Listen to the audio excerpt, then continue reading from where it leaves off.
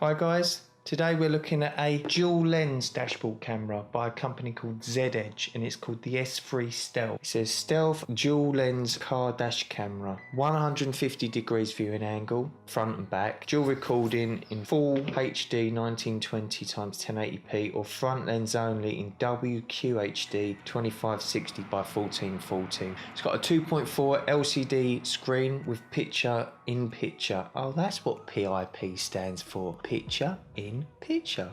So there you go. It's got monitor in parking mode, motion detection, loop recording obviously, and this actually comes with a micro SD card. It's only 16 gigabytes. I think it goes up to 128, the maximum size that it will take. If you've got it on loop recording and you're not too fussed about recording over your footage, then 16 gigabytes is good enough. Okay, so in the box you've got 2 adhesive mounts, so you've got a spare one there if you need it. You've got 6 cable clamps. There's 3 cables in total. There's a mini USB cable for the rear. There's 2 micro USB charging cables. One's for transferring files to your PC and the other one's obviously longer, and that's for connecting it to the cigarette lighter of your car. A fitting tool, a decent user manual, quick start guide and a thank you card. The settings on it are pretty similar to most dash cams you buy, but the user interface is good. I'd like one with a touchscreen just to make it even easier, but these buttons, they work well enough. I've got no problems at all with that. I'm just going to flip through this menu quickly for you. I'm not going to go into all the details because it's just going to be boring. You've got 4 video recording modes. You've got motion detection, loop recording, crash detection and parking mode. Any vibration detected will activate the G sensor and it will automatically turn on the dash camera and begin recording for approximately 30 seconds. After the vibration is finished, the device will automatically turn off and return to monitoring mode. Motion detection mode, if anyone walks past the car, it's going to turn it on. G sensor automatically protects video clips as an event. So if you're trapped in position, you can't reach up and press that save button, it's going to do it for you, which is nice. One less thing to worry about.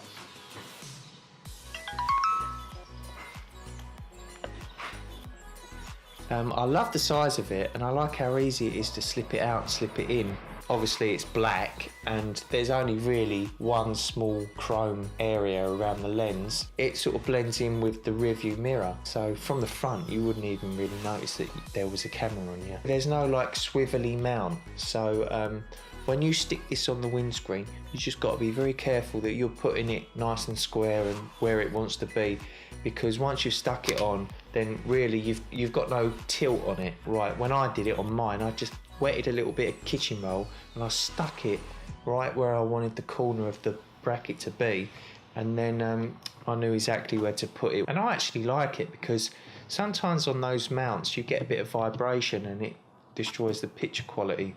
The rear camera, that's very tiny. I was a little concerned about sticking it to the glass because you know you've got those heated elements, but luckily there was a sticker at the top of the window and I stuck it on the sticker and it's rock solid there. So that worked out well, and you can just loosen off the screw and just move it up out the way and it'll be hidden beyond that sticker, which I like. Fitting it in was a doddle, it really was. The cable went round the car perfectly, you can't see it anywhere except for just on the corner of the rear window. I needed a bit of slack when I opened the boot up. The picture quality is pretty decent. There's a lot of contrast in the daytime. On a very bright day you might get a bit of blowout, like it's overexposed, but there is an exposure setting on it, so you can crank that down a little bit. Maybe it's worth putting it to minus 0.1 and have a look, see what that's like. But I just noticed the sky looked a little bit blown out. I like the fact that you can pause the footage and you can see the number plate really cleanly in the daytime, not so much at night. But you know, if I'm driving along a 30-mile-an-hour road and there's a car coming the other way at 30 miles an hour, I can pause it and see that number plate really sharply, which is cool. So you can record in 4K with this, but to be honest, you probably wouldn't buy a dual dash cam just to use the front, so really it's 1080p. If it recorded in 4K in the front and 1080p in the back, that'd be pretty special. But to be honest, 1080p is plenty good enough. So I think the vision at night is pretty decent, except I think it's very sort of focused in front of you.